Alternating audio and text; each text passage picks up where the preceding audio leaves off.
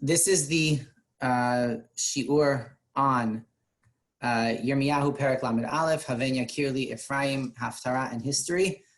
I am Dr. Shalom Holtz. If you are looking for some other course, other class, please consult the links that you were sent. Otherwise, here we are.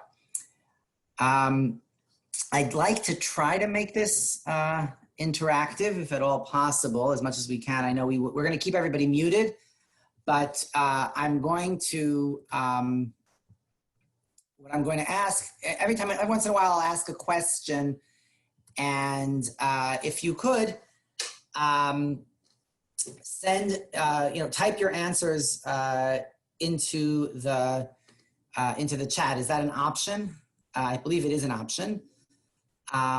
If it is an option, then great. If not, I'll answer for us, and we'll make it as interactive as we possibly can.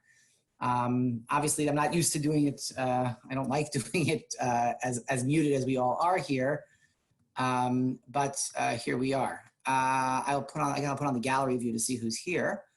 Okay, all right, very good. Okay, so I can see some people. The more people who put on their screens, the better it is for me. I just see more people, and I'll explain the background shortly.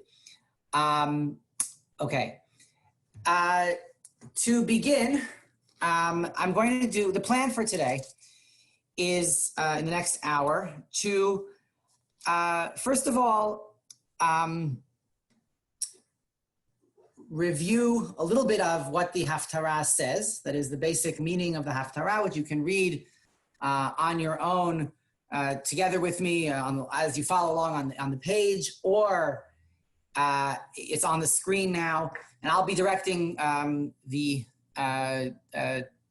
tech helpers to scroll up, scroll down as necessary, and they can follow along with me, and and I can see what's going on over there, so we can see what's happening.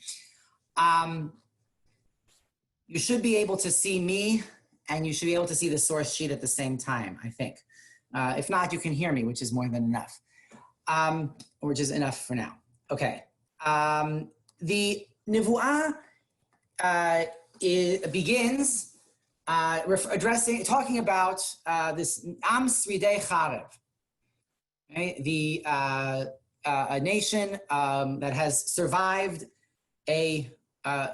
survived the sword, some sort of war, and then addresses itself overall to Bitulat Yisrael, a virgin Israel, and has a glorious vision of restoration. And we'll talk a little bit about what and where in a few moments. Some key images that I want to just highlight, which we'll talk more about later on, after I give, so we'll review the Haftarah, then I'll give some historical background, and then we'll try to put the historical background to work and help us understand what the Haftarah meant to its original audience when Yirmiyahu delivered it. And the question of when Yirmiyahu delivered it is, of course, the question of historical context. That is, if we can get to a point where we know, we have a pretty firm date on it, and I have some suggestions as to why we can, then we can appreciate it in its original setting and how it was meant to be understood. This is not to exclude the meanings that it has come to have. That is, the meanings that it, kind of the history that it made after the history that made it made history too, and it continues to make history, obviously. We'll address some of those points towards the end. My contention is, as always, that understanding what it originally meant is certainly not inimical to appreciating it as meaningful to us, thousands of years later, and might even be, and I would argue it certainly is, meaningful to us today. Okay, two images that I want to just point out as central to this Nevuah. Number one is, as I already mentioned, the Midbar, right? The nation has found grace in the wilderness, favor in the wilderness. This nation that are And then, and that, of course, the question is, what wilderness are we talking about? So I would argue that, there's not just one answer here, but at least one answer is the Midbar with a capital Mem, right? The Midbar of Sefer B'Midbar, the wilderness of the Exodus, the Exodus followed by the wilderness. If that may not be the first thing that Yirmiyahu is thinking about, he's certainly evoking it in a meaningful way in Pasuk Bet. Those of you following along with the Tanakh, by the way, it is chapter 31. There's a discrepancy in the verse numberings in different editions of the Tanakh. So you may find this begins in chapter 31, verse 1. Others of you will find it in chapter 31, verse 2, as it's here. Why that is will take us far afield, so I'm not going to get into it. Just you'll locate it in chapter 31, and we'll be reading mostly from chapter 31 today. Okay. There are a number of other echoes of Yetziat Mitzrayim, of the Exodus from Egypt in this chapter. If you take a moment, and perhaps, here's our first chance to use the chat, if that's an option, to use the chat and take a second to read through the Haftarah. It's not very long, and you don't have to get through the whole thing. If you notice anything there that says to you, that reminds you of Yetziat Mitzrayim, or that echoes Yetziat Mitzrayim in some way. Okay. I'll direct your attention to, let's say, Pasuk Dalid, Gimel or Dalid, depending on your edition, as well as in Pasuk, maybe Pasuk Tet, perhaps. Poke around a little bit and maybe put something into the chat if you find something. Okay, all right, so I have Yedida Lubin says Machol, very good, right? Yedida and others as well. In Pasuk Dalid, noted Yatzat bimchol mitzachakim. If you go back just a few words, one right before that, Od ta'adi tupayich ve'yatzat bimchol mitzachakim. You will adorn yourself with your drums, tupayich, right? Your drums, and you will go out dancing. This, of course, reminds us, the tupim and the mecholot, right? Vatetzena kol hanashim achareh betupim uvimcholot. 5 points.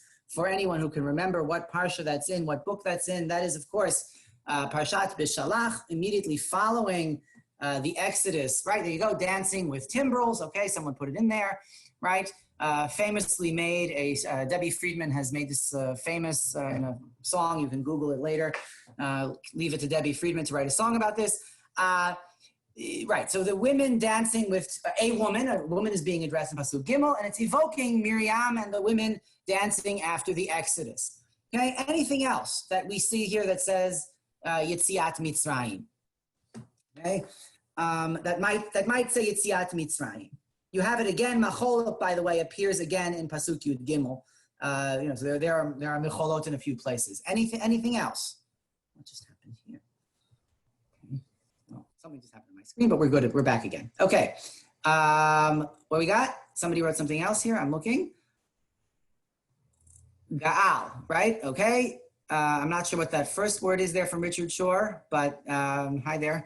Pada. Oh, there we go. Okay, now I get it. Typo. O and P are next to each other in the QWERTY keyboard. Pada and Ga'al, of course, right.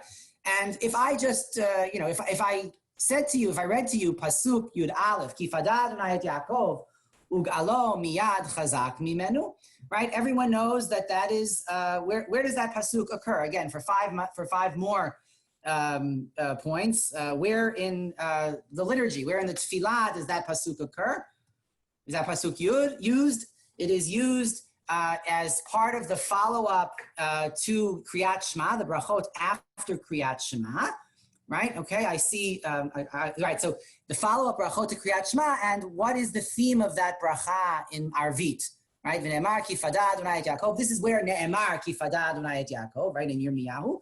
And the pasuk is applied there to Yetziat Mitzrayim. We'll have to talk about whether that's originally what it meant, whether originally it meant Yetziat Mitzrayim, but certainly, right, somebody, if I had plucked that pasuk out of context, as it actually happens in Tfilat Arvit, is sort of taken out of Yirmiyahu Lamed Aleph and plunked into Tfilat Arvit, where it is easily applied, Pada, Ga'al, right, are all applied to Yetziat Mitzrayim, just, naturally like a glove fits your hand.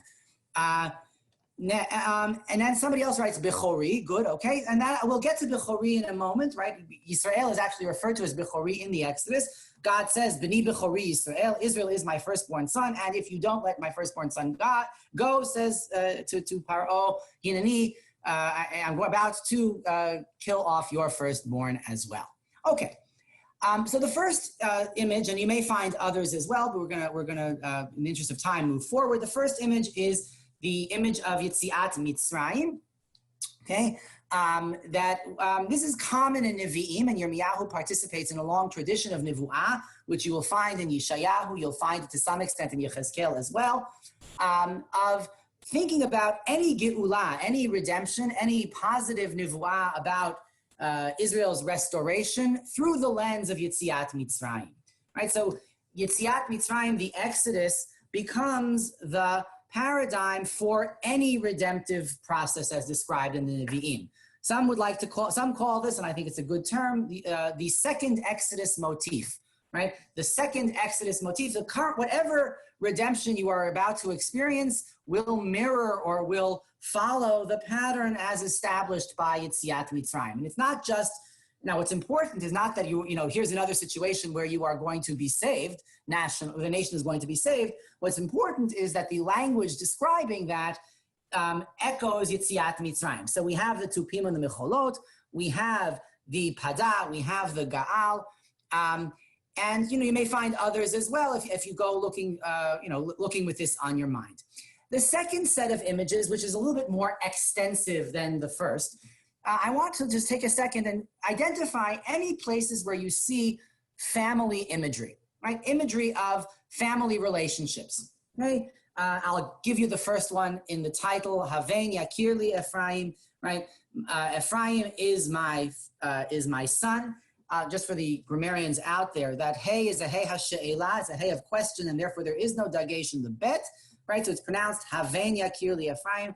You can go listening to recordings, old recordings of various chazanim singing this and making the gross error of with a hard bet, haben. It's not, it's havein, it's a question that really is meant to be, is it not that, right? Is it not the case that? The same way you would say, is it not the case? You ask a question. That may be, okay, grammarians, we've satisfied you for today. Come back, everybody else who was just, got a little lost there. Okay, so you have father, son over there in Pasuk Kaf, right? Any others in the, please put them in the chat and I will, okay. So we said Bechori actually, right? So the first one, somebody already wrote Bechori, right? By Bechor, okay? And that's important, right? Firstborn son, okay? Anything else that anyone sees in there, in Hebrew or in English, that you see in these psukim?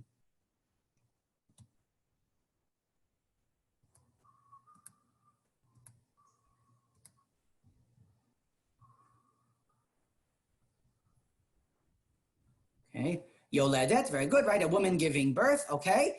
And I'm going to direct the question a little bit more. The relationship between God and Israel is described as family.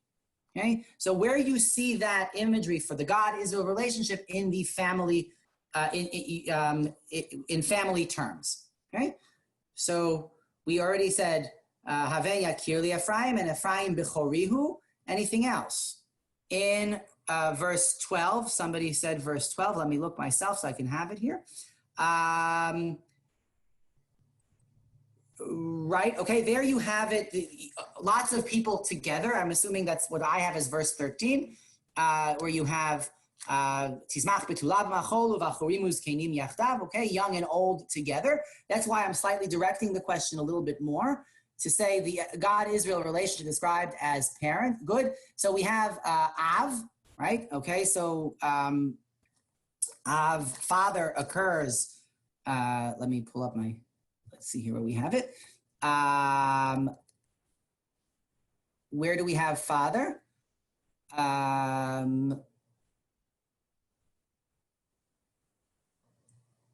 Israel le'av, right before Ephraim Bechori, who I am Israel's father, and Ephraim is my firstborn child. Okay, in Pasuk Tet, Yud, depending on in verse 9 or 10.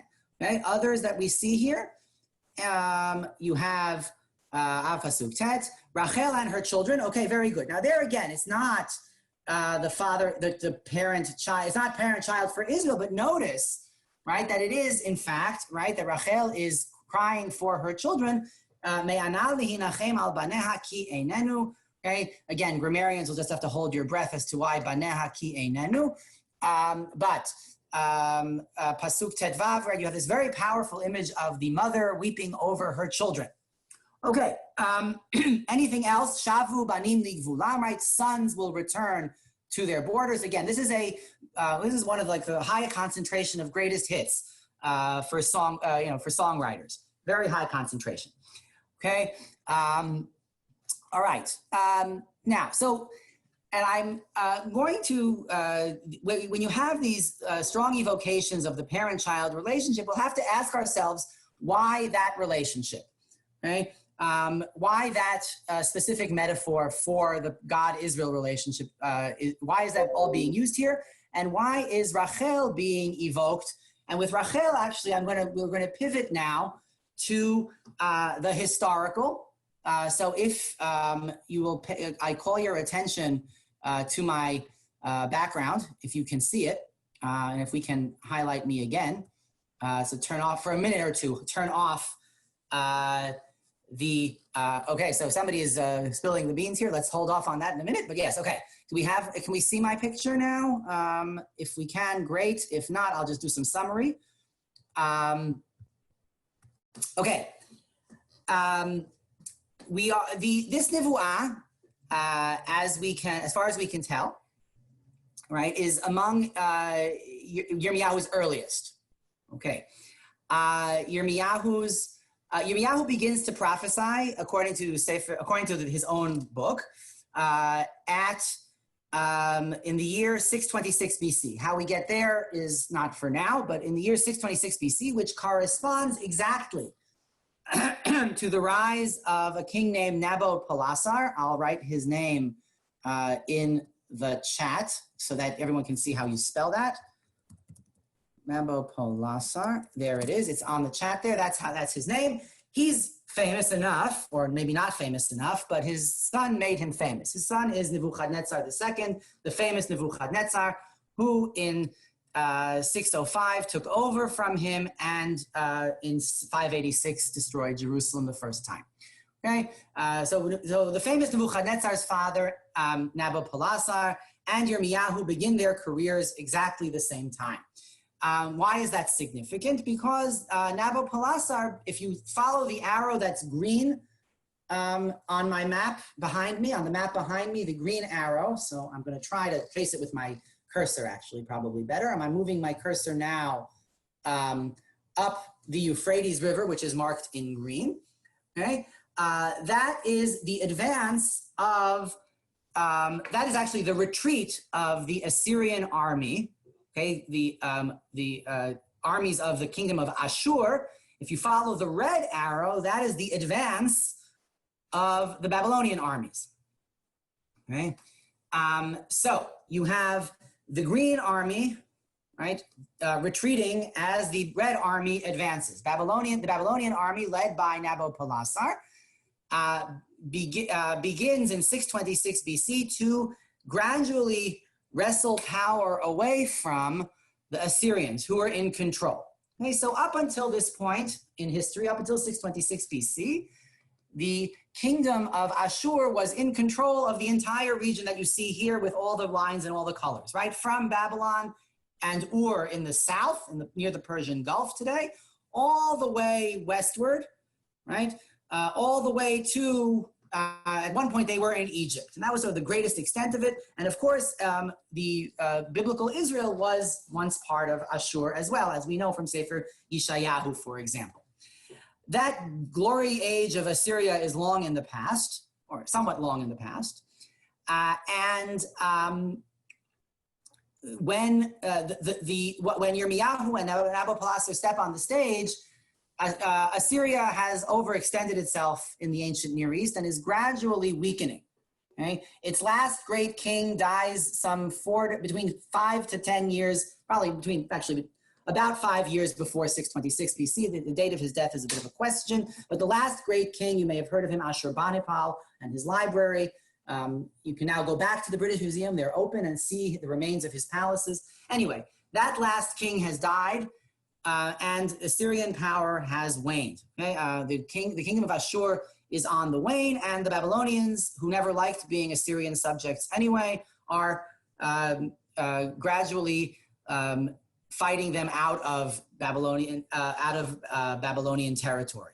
They begin by throwing them out of Babylon, and then they take the fight to them. They move on, and they go into traditionally Assyrian territory, where they conquer Ashur, and then Haran, and the great face-off is the Battle of Carchemish in 605 BC, which is after our Nevuah. So let's not talk about that right now. But that's critical for Sefer Yirmiyahu, but not for today. Anyway, 626 BCE, and the first 20 years of Yirmiyahu's career are marked by the contraction of the Assyrian power and the rise and the expansion of Babylonian power. Yirmiyahu is observing this from his perch in Yerushalayim, which, if I move out of the way, you can see on my map. Okay, he's watching from the perch in Yerushalayim, and the king at the time is Yoshiyahu. Okay, Josiah Yoshiyahu, who takes and let's just remember that if the Assyrians are on the wane and the Babylonians are on the rise, then no one is in control yet in Yerushalayim. Okay, so in that there's this sort of a 20-year window when Yehuda is still able to kind of exercise some measure of autonomy out of the, I like to say, fly below the radar of any great power, right? The great powers are occupied otherwise amongst themselves in the east. They're dealing with themselves, and so Assyria, so Yehuda manages to, is left alone. Now, missing from this picture, as you might know, if you know Tanakh, and if you remember Tanakh, missing from this picture, and if you look at the handout again, but don't go there yet, don't switch the screen, just leave the screen, but if you have the handout, you'll see the map. Missing from the picture is Malchut Yisrael. That is because, about some 100 years earlier, a little bit less, but a little bit more actually, about 100 years earlier, right? The Assyrians had conquered them, and and the 10 lost tribes were lost at that point, right? Malchut Yisrael, the kingdom of Israel, with its capital at Shomron, all of that, all of that is in the past. Okay. Now Yoshiyahu is remembered in the Tanakh, at least, for what's known as, in biblical scholarly speak, as the Josianic reform. Josiah's reform, Yoshiyahu's reform of the temple, and that is what's described. If we can go to the handout. We can go back to the handout if my tech support people will return us to the handout, or if you have the handout in front of you, right? If you proceed to beyond the Haftarah for a minute, and we'll come back to the Haftarah later.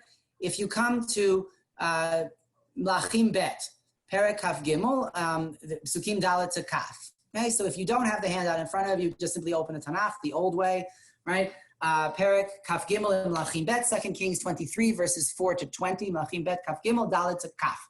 Now I'm going to ask again, okay, and this is the description of what Yoshiyahu does in the temple. Okay, I'm going to ask a question in a moment. What he does in the temple is he removes all illegitimate worship in the temple, and he centralizes worship in Beit HaMikdash, okay, in Jerusalem. Now, I'm going to ask you to now, if you take a minute to read, or take 2 minutes to read Psukim Dalet to Kaf, and outline, not outline, but characterize for me the geography here. How does Yoshiyahu proceed? In other words, what is the order of events as they are described in Mlachim Bet Perek Kaf Gimel Dalet to Kaf geographically? And what is the geographic progress of these these psukim. If you take the next minute or two to do that and put that into the chat, if you finish, you can look at the selection from Sefer Divrei Hayamim where the same events are described in Perek Lamed, Divrei Hayamim Bet, Perek Lamed Dalet. Okay, so, but let's start with the psukim here. What do we have? Okay, so far nothing, but let's, if you have the handout in front of you, or if it can be brought back to the screen, we can get rid of the map now. And we can put the screen share on. Doesn't look like it's on. Oh, now it's back. Okay, great. If the screen share, if you look at your handout and if you can, or follow along and say from Lachim, right? Tell me, what is the geographic progress of Lachim? Okay, focused on Yerushalayim, that is true, right? Okay, somebody wrote in that it is focused on Yerushalayim. But that's just the beginning, right? If you go back to the psukim, okay, the geographic progress, it begins actually in the temple itself, right? If you look in Pasuk Dalet, you start in the Beit HaMikdash, okay, and then what do we have? Anybody else have anything else? Then it moves outward, right? Okay, right. Richard Shore tells us, right, that it moves outward. It starts in the temple in Pasuk Dalet, right? L'hotzi mehechal Hashem et kol hakelim hasuyim laBaal v'la'asherah. Okay, and he buries them in Shadmot Kidron, in the Kidron valley there, and then he proceeds. He takes all these various accoutrements of avodah zarah, of idolatry, out of the temple.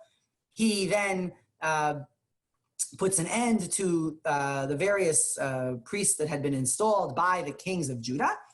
And he proceeds outward to the cities of Judah and Jerusalem in Pasuk Hey. And then you get to Pasuk Chet, he gets to the cities of Judah. And then you go to Gei Ben Hinnom, okay? And he proceeds to Gag Aliyat Achaz, wherever, and that is again in Beit Hashem, so it's not quite proceeding outward, but if you go from Yud Gimel, right, Yud Gimel, Pasuk Yud Gimel in Lachim Bet, Kaf Gimel, you have Mimin Har HaMashchit, that's south of Har HaZeitim, okay, and he proceeds to, then in Pasuk Tetvav, he's in Beit El, okay, and then he desecrates the altar that Yerovam, son of Nevat, had made. Okay, that's the original king of Israel, the first king of Israel. And and there's a little bit of a side story, but if you proceed further to Pasuk Yutet, you'll notice Arei Shomron. Okay, and if you look at Divrei Hayamim, if I can get the, if you have the handout, if you look at the next source in the handout, or you look at Divrei Hayamim Bet, Perek Lamed Dalet, Psukim Dalet to Zayin, you'll notice an even greater detail. You have here in Pasuk Dalet and Hey, Tiheret Vaytaheret Yehuda Vet Yerushalayim, he purifies Judah and Jerusalem, and then he goes to Arei Menashe ve'Ephraim ve'Shimon ve'ad Naphtali, okay, B'charvotehem Saviv, and he does the same sorts of things that he did B'chol Eretz Yisrael, in all of the land of Israel. There's a nice instance of Eretz Yisrael in the Tanakh. And Vayashov L'Yerushalayim, and he comes back to Jerusalem. So what is interesting about these references is that Yoshiyahu extends his activity beyond the traditional borders of Yerushalayim, of Judah, right, of this kingdom in the south. If you look at the map, if the technology can scroll down, please, to the map. There you go. Great, perfect. Thank you so much. Okay, the green part of the map, okay, the green map here on the handout. Okay, on the left side of the screen, you see the map of Malchut Yisrael v'Yehuda. The green is Malchut Yisrael in the north, sometimes called the Northern Kingdom, and in the south, in Malchut Yehuda, is in purple. Okay, so what's left at the time that this nevuah is pronounced in Perek Lamed Aleph of Yirmiyahu under the reign of Yoshiyahu, what's left of, let's call it the biblical community, right, is in the purple zone. Okay, it is nominally Malchut Yehuda. What Yoshiyahu is doing right? What Yoshiyahu is doing, according to the text, according to the descriptions of his reform, is extending himself into territory formerly held under Malchut Yisrael. Specifically, the city of Shomron is mentioned, which was at least at some point the capital, right? Okay, and according to Divrei Hayamim, he's far up there to the north in Eretz Naphtali. Okay, now how's he get there, and what's he doing there? Here we have a marriage of religion and politics, as only the Middle East could give us, right? Remember that I said that in the beginning of Yirmiyahu's reign, Yirmiyahu's prophecy, and which is towards the beginning of Yoshiyahu's reign, okay? And throughout Yoshiyahu's reign, really, the Assyrian hegemony over Eretz, over the land of the territory that was, territory of biblical Israel, is on the wane. So if, in the years preceding Yoshiyahu, right, under the great kings of Assyria, the kingdom of Israel was itself actually a province of Malchut Ashur, of the kingdom of Assyria, right? We certainly have records of them paying taxes and being assessed as a province, not conquered territory. They were incorporated into Assyria. Okay? So if in the century preceding Yoshiyahu that was the case, in the years following, as we get closer to Yoshiyahu's reign, the hold of Assyria over Malchut Yisrael is on the wane, and Yoshiyahu senses an opportunity. Right? No one is watching, and so he begins to expand his influence, the influence of Malchut Yehuda, into territories formerly known as Israel. Let's take that one step further, and let's go back to our Haftarah. Okay, so if we go back now to the beginning of the first source, okay, the Haftarah itself, so we can scroll up on the screen. That'll be great, and okay, and now, if you would, one last time for the chat, if you would point out any places that, all the place names that you see here. Okay, so look through the psukim and note place names as well as any references to Malchut, who is addressed. Okay, so two questions. Question number one, what is the name of the group of people that are being addressed? When a group of people is being named, what are they called? Number one. And number two, what are the place names that we have here? Keep in mind that place names and names of people are sometimes, one and the same. So, I got from Yedida, I have Har Ephraim, and I have Tzion. Okay, so how many times is Tzion mentioned? How many times is Ephraim mentioned? Let's note that. Okay, I see Harei Shomron. Okay, if we go through one by one in these psukim, we notice a heavy concentration of reference of terms that refer to the kingdom of Yisrael. So you already have it in pasuk. In the first pasuk, right? Haloch lehargio Yisrael. Okay. Now, and I'm going to submit that Yisrael here is not yet, right? And I've emphasized that yet, but Yisrael here is not yet Israel in the sense of the entire nation, as we would use it today. Okay, right? Yisrael is being addressed, as somebody put into the chat. Yes, Yisrael is being addressed here in the sense of the political sense, in the biblical political sense. That is, in the sense of the kingdom of Israel, the green thing in the map. Right? So Malchut Yisrael is being addressed here, or they're using the term Israel in its technical sense. Right? In the biblical technical sense, not in the sense that gave birth to the country that we call today Israel. The use of that term, right? That's a later development. The idea, the application of it widely to everyone, right, is a development that's not consistent in Tanakh. Let's just say that, right? You can certainly, in the Tanakh, you have far more frequently Yisrael, meaning political Israel, right? The kingdom that's green on my map. Okay. Anything else? You have Well, Eretz Tzafon is interesting. Somebody mentioned Eretz Tzafon. I don't think that's the northern kingdom. I think actually Eretz Tzafon, where they're coming from, right? The north is probably the place where bad stuff comes from, right? So that's probably Assyria, okay? But Harei Shomron are certainly mentioned, okay? The mountains of Samaria, okay? And you have Har Ephraim. Now, mentions of Ephraim. Now, why does Yirmiyahu use Dafka Ephraim and Dafka Rachel here, right? Why Rachel and why Ephraim? Well, Ephraim is the main tribe that constitutes Malchut Yisrael, right? It's almost a stand-in for Israel, right? So Ephraim, if you want, on the simplest, the most, a simple way to remember this or a simple way to prove this is that Yerovam ben Nevat, the first king of Israel, comes from Ephraim. And there was always a problem between Yehuda and Ephraim, right? Two big tribes trying to live in the same region. They don't get along. And so, the story, at least according to Sefer Melachim, is that Shlomo overtaxed them. Rechavam wanted to even tax them even further. And so that caused a revolt led by Yerovam ben Nevat. And thus Ephraim seceded from the union. So Ephraim is here, specifically, as a stand-in for Malchut Yisrael. And you have, and then Rachel, of course, is the mother of Ephraim, right? And Rachel mivaka al baneha. Now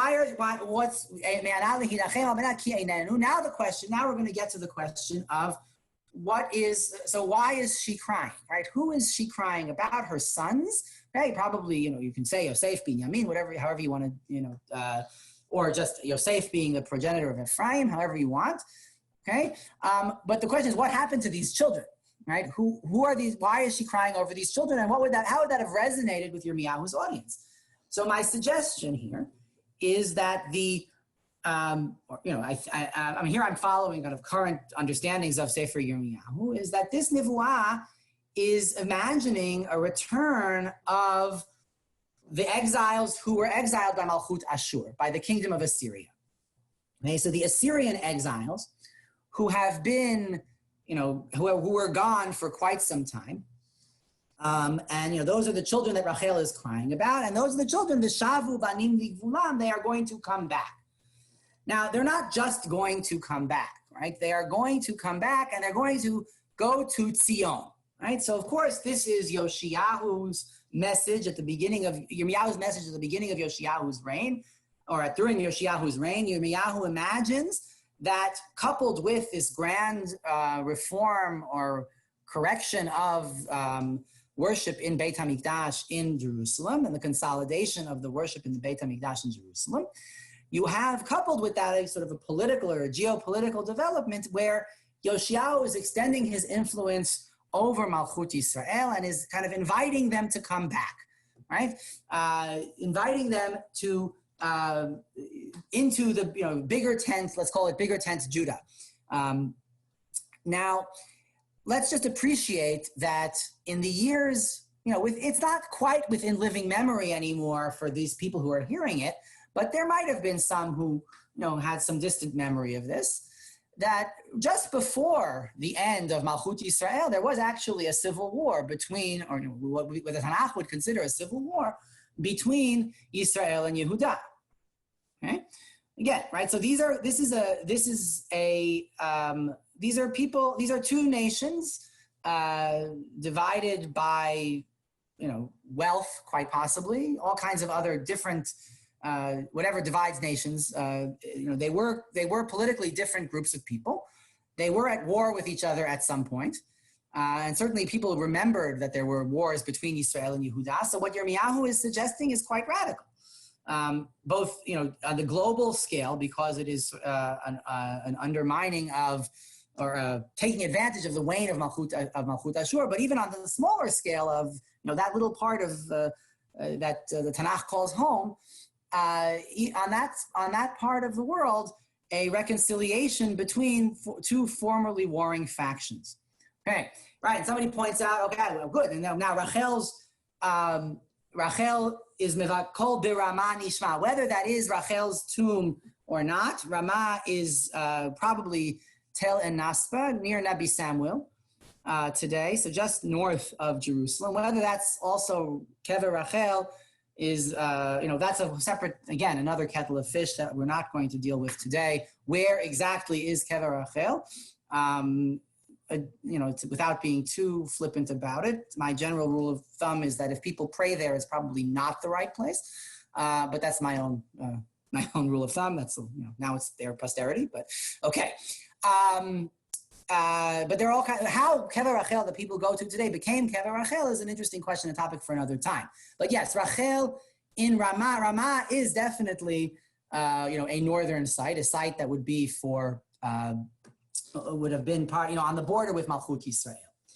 But the message here is that, they're going to all come back to Yerushalayim, to the Kumu v'na'alet Zion. Let us go to Yerushalayim, right? Let's go to Zion, to the Lord our God, right? So this is entirely in keeping with Yoshiyahu's message of his reform, that we're going to extend the political dominion over these people, and we're going to bring them under the religious developments that we have here in Yerushalayim, right? We've all come back and worship here. Remember, of course, that religiously as well, right? Yerovam's big problem, according to Sefer Melachim, is that he set up Agalim, he set up calves in Dan and in Shomron, right? Sorry, in Beit El and in Dan, right? In the cities of Beit El and the city of Dan, right? And, we saw what Yoshiyahu did to Beit El. And so, this is now, the new order religiously he's inviting them back. A memory of this, if you go to the very last source on the page, before the map, we have a source from Masechet Megillah. Masechet Megillah is dealing with the various Nevi'ot that arose for Yisrael, and how do you know that there are Nevi'ot and who the Nevi'ot are, okay? And the Gemara takes a side trip and asks the question, how does, in the time that Yirmiyahu is an Avi, why do they go to Huldah HaNevi'ah? The question is less interesting than the various answers that they give. And they're very different examples. They have a bunch of answers. My answer, I'm interested mostly in the answer given by Rabbi Yochanan. Rabbi Yochanan Amar, Yirmiyahu la hava hatam. Yirmiyahu was not there, right? Yeshiyahu couldn't talk to Yirmiyahu because Yirmiyahu was away. Okay? Shehalach lahachazir aseret hashevatim. Okay? Yirmiyahu went to lahachazir aseret shvatim to return the 10 tribes. So Masechet Megillah. Now, do I think your Masechet Megillah has all the political knowledge that we have now of the ancient Near East? I'm not sure, right? But certainly they have some kind of a memory that associates Yirmiyahu with an attempt lahachazir. Here, I think he means to bring them back in the sense of, restore them either to sovereignty or even just to bring them back from wherever they were, in Ashur or wherever they may have been. Lahachazir aseret shivatim. And if you keep going, the Gemara asks the question, Yoshiyahu al hamizbeach beveit El. What's Yoshiyahu doing on an altar in Beit El? Yoshiyahu malach alehem. Yoshiyahu was king over them. Now, and I'm assuming that the Gemara is working off the texts alone, and perhaps some tradition that they have, right? But the texts alone suggest to them that Yoshiyahu was king over Malchut Yisrael. From Yehuda, he expands his authority over to Malchut Yisrael. And I would suggest that if we had to ask, what would they cite? How would Rabbi Yochanan justify his position that halach lachzir aseret shvatim? I would suggest that they would cite our chapter 31. Okay? Now, if we go back to our Nevuah now and ask the question, so now we can appreciate a few things. Number one, why the family imagery? So here I would, let's actually go back to quickly look at, before we go to the family imagery, if you look at Pasukim Yudchet and Yutet, okay? The lead up to Haven Yakir li Ephraim, right? Where God says that Ephraim is my dear son, right? Ki midei dab ribo zachores kirenu od. Now, the number of possible translations are here. L'daber bi, to speak. Now, is it of? I don't know what they did here in this translation. Well, good, they did. Whenever I have turned against him. L'daber bi could mean to be against someone. So even when I was against Yirmiyahu, against Ephraim, midei daberibo zachores kirenu, I still remember him. I still think of him. Al kain hamu me'aylo rachem arachamenu. My heart goes out, you know, my innards are in turmoil over him, and I will love him, says God. Okay?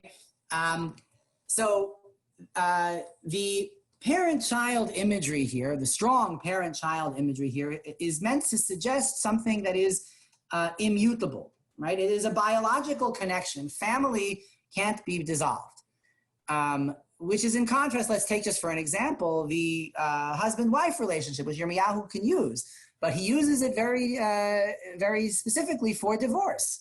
He imagines a divorce between Israel and God, right, in a number of places, as well as Yechezkel, certainly famously so, right? So marriage metaphors, if you will, were meant to be broken. Family, on the other hand, right, the parent-child relationship is one that cannot be undone.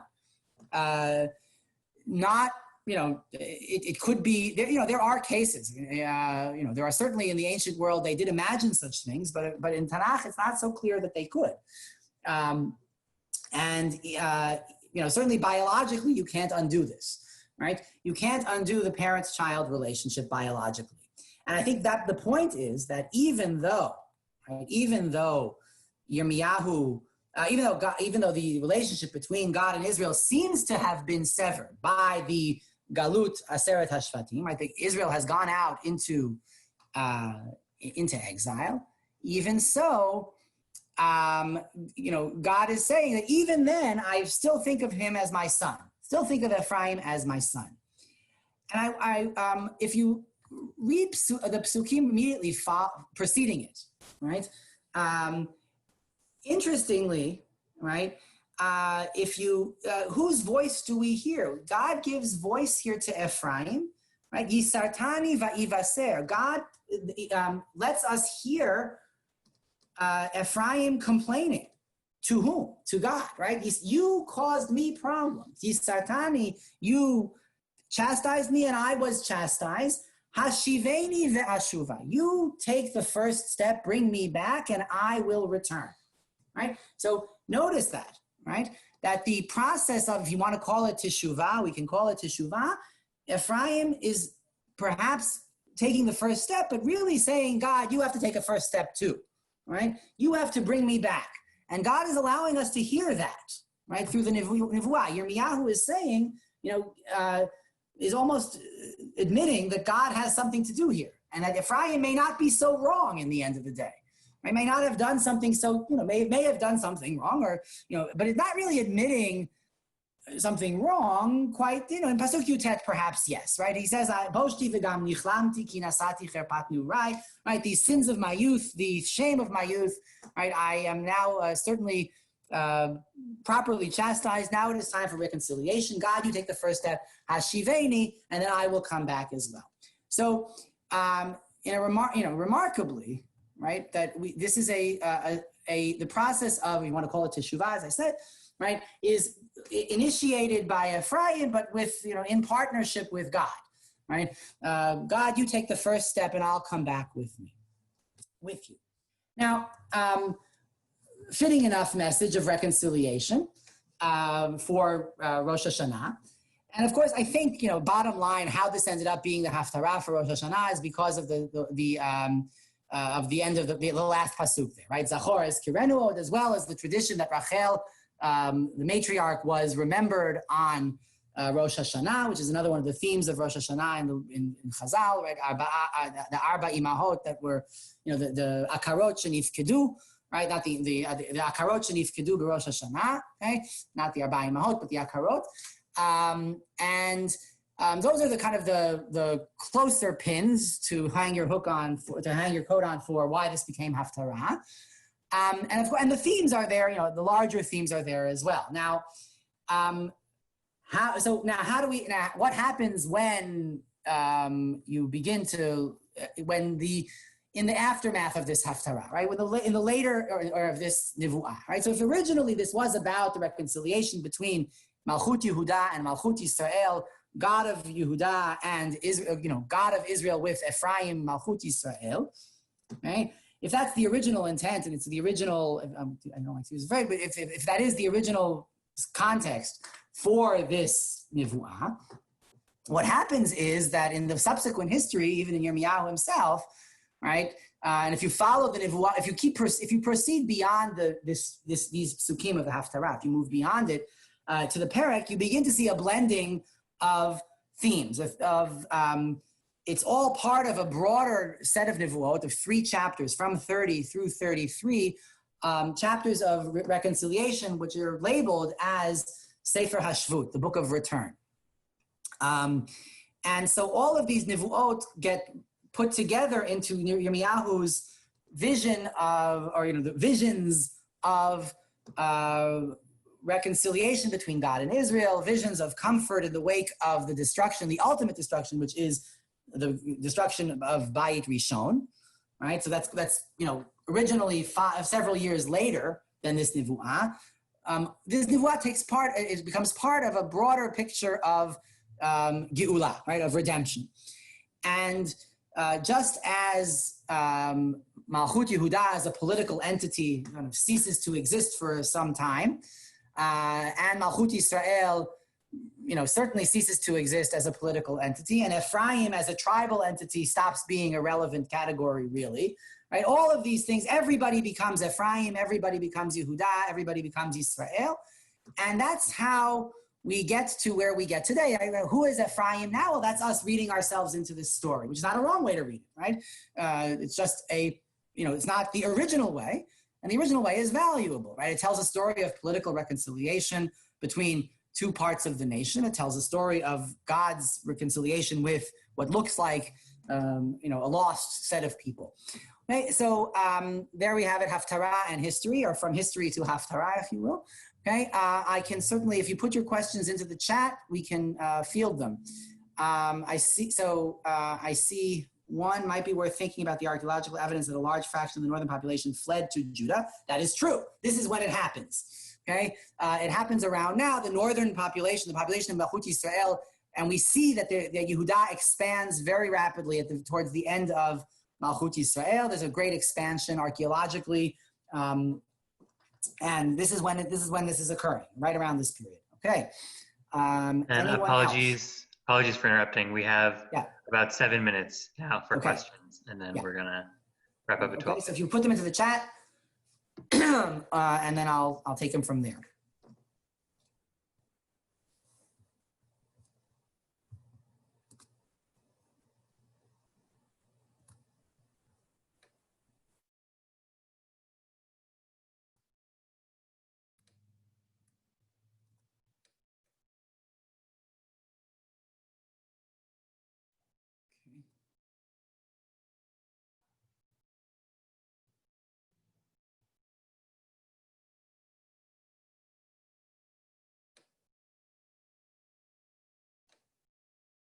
Okay, so should we read this only as a prophecy for the time or messianic as well? So the question, right? So, if somebody asks here, should we read this as a prophecy for the time or as messianic as well? Well, a little bit of both, right? The rabbinic line on this is that Nivuah shehutzrecha ledorot nichtiva, right? A prophecy that was required for later generations was written down, and the prophecy that was not required for later generations was not written down. So, kind of to split the difference, it was obviously relevant to its time, right? So it's useful to read it as something in its own time, and then, depending on where you stand on the spectrum of belief, you're certainly not wrong to read it as something providing hope for the future. Certainly, that's what the Machzor did, right? The Machzor is not only invoking, ultimately a small historical time frame, and saying, "Oh, remember that," right? And they don't even talk about the reconciliation in any way other than quoting the pasuk. And I think that suggests that it's really whoever is the Baal Tfilah is identifying himself or herself or the speaker with Ephraim, right? And remember them as you remembered us, probably. Any significance to Samaria? Yeah, well, Shomron is mentioned a few times. Of course, there's significance to Samaria. Right, the city was the capital city of the kingdom of Israel, and it is saying, you will rebuild Samaria. Samaria was destroyed as the capital. Right, it became part of it became the name of the Assyrian province, actually. So you'll now get to. You won't have to send your agriculture eastward. The products of your agriculture eastward. You will have, you will have chance to settle long enough to have grapevines grow. And yes, so the significance of Samaria is exactly that. This is the prophecy is directed to Samaria. It's directed to the former residents, the residents of the former Samaria, and saying, we're bringing you back. That's the point. Okay. Okay. I will give everyone, I guess I'll give everyone back 3 minutes of their time. Wait, hold on. Okay, hold on. Jacob singles out. Oh, hold on. Okay. Jacob singles his love for Joseph out of Okay, could God be singling out Ephraim in a similar way to the way Yosef singles out certain, how Jacob singles out certain sons for love with deleterious results? Could it be code for, could it not? So the suggestion is it's not a code for singling Ephraim out in a similar way. Not for all of God's children, but God's singling Ephraim out in a similar way. I think what happens here is when one, I'm not going to invoke, my own experience as a parent, but I will say that, one imagines that when a particular person is suffering, right, you single that person out for a little bit of extra love. I think that's what's going on here. Does God feel a little guilty here in this nivuah? Perhaps. Certainly willing to give Ephraim a hearing. Shamoa shamati Ephraim, right? I heard Ephraim mitnodeh. I'm hearing Ephraim saying, you have punished me, and I am ashamed, and so let's make a reconciliation. Let's reconcile between us. Whether that's singling him out for special treatment, here I would say there's no one else to treat singly. There's nobody, right? The group that is the group that is suffering right now is Malchut Yisrael. Malchut Yehuda is doing fairly well at this particular instant in time. If Yirmiyahu could look just a few years down the road, as he does actually, he already sees that the end for Yehuda is on its way, right? And that's for another time. But for the moment, right, the Malchut Yehuda is in a position of strength and is inviting back, if you will, Malchut Yisrael for reconciliation. Okay. With that, I think it's time for us to end.